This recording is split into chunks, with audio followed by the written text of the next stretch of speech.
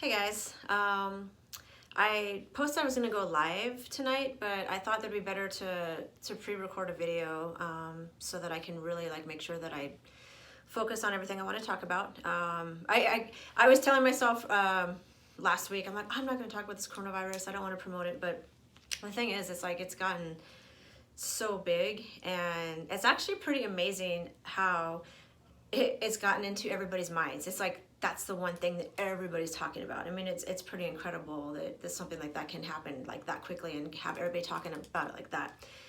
So in that respect, I think that's pretty amazing. One thing that I've noticed though that there hasn't really been anything, well, from the media, there's been nothing talking about it on a spiritual level.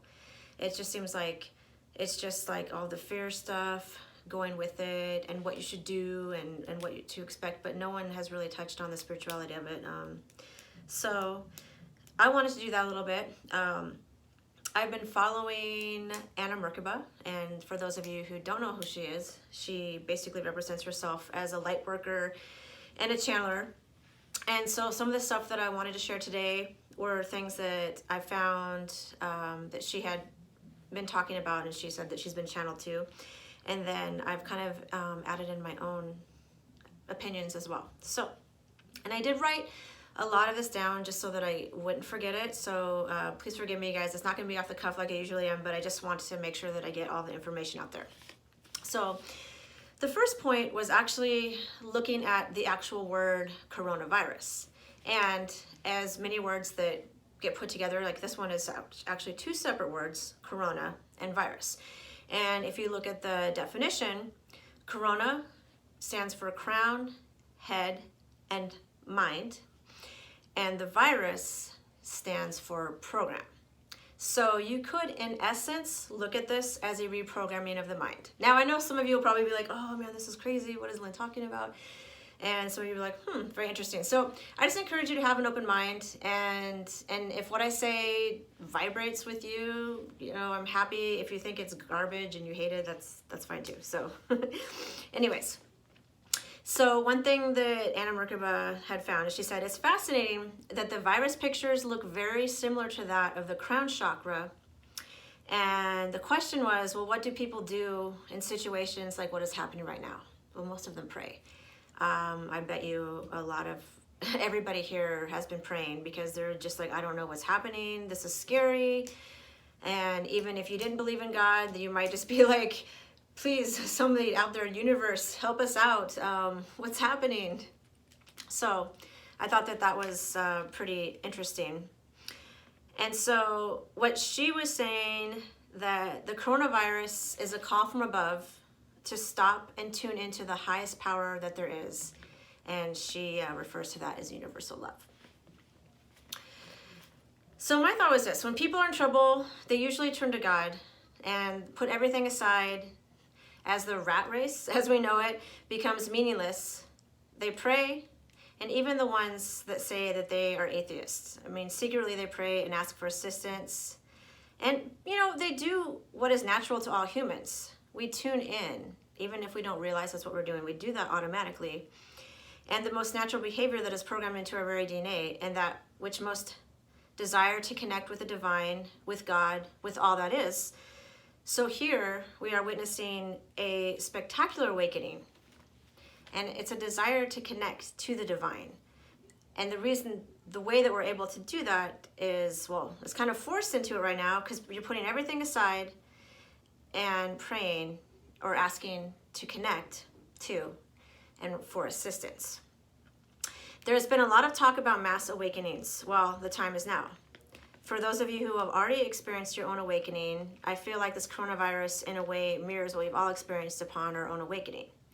A harsh life experience, being forced to stop and tune in. I mean, how else does one sober up 7.5 billion people all at once, if not by something like this coronavirus? Now, one thing that I always keep asking people, and no one could answer this: why was everyone worrying about not having enough toilet paper? It's crazy, right? That translates into things that don't matter, which translates into this. Most go about their lives caring about things of little importance. You know, I'm guilty of this too, and I've really been working on not getting caught up in the hoopla, trends, and things being constantly shown in the media. And honestly, for me, like, watching the news is the worst vibration ever. It never makes me feel happy. I actually start to feel a little sick afterwards. And, you know, that was my first part of awakening. That's how I know that it's something not for me spiritually. And I guess I encourage you guys to ask, well, where do you feel happiest? Plop down in front of a TV with crap literally being downloaded into your brain, or outside enjoying a beautiful day in nature and or with friends and family? Let's face it, most humans are wasting their lives on things they really don't need, want, or enjoy. Things they absolutely can live without while ignoring what's truly important. We all know what's truly important deep down, and that is a conversation that you have with yourself, with your soul. I mean, what's the real reason you came here? What kinds of things make you light up when you talk about them or think about them? Don't let yourself get swept up into the craze and fear-based programming. Coronavirus is a test of our integrity, compassion, and love. It is also a huge wake-up call for us to recognize what is truly important in life. Humans have lost their reason and their way, being swept up into the herd thinking, have lost their individuality, focusing on things of little importance, worrying about not having enough, striving to succeed, to earn more, to buy more, and more. The absurdity of the situation of having more stuff is clearly showcased in what is happening now with the toilet paper. Coronavirus is giving us this opportunity to focus on what's important: relationships, our loved ones, our health. It is asking us to stop and look around, to clearly see the type of society we have created with our thoughts. Perhaps this downtime away from work and the marathon of everyday obsession with things will help many to really look at their lives, connect with their families, and most importantly, their inner selves.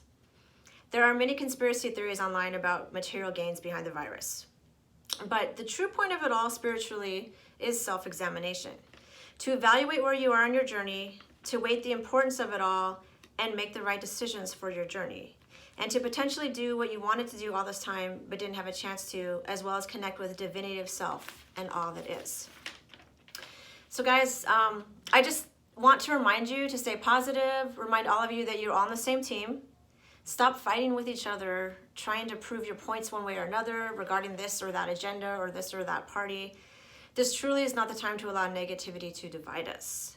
You actually influence 18 miles of space around you, and the more you feed into the fear-based programming, the more you will help it to bloom.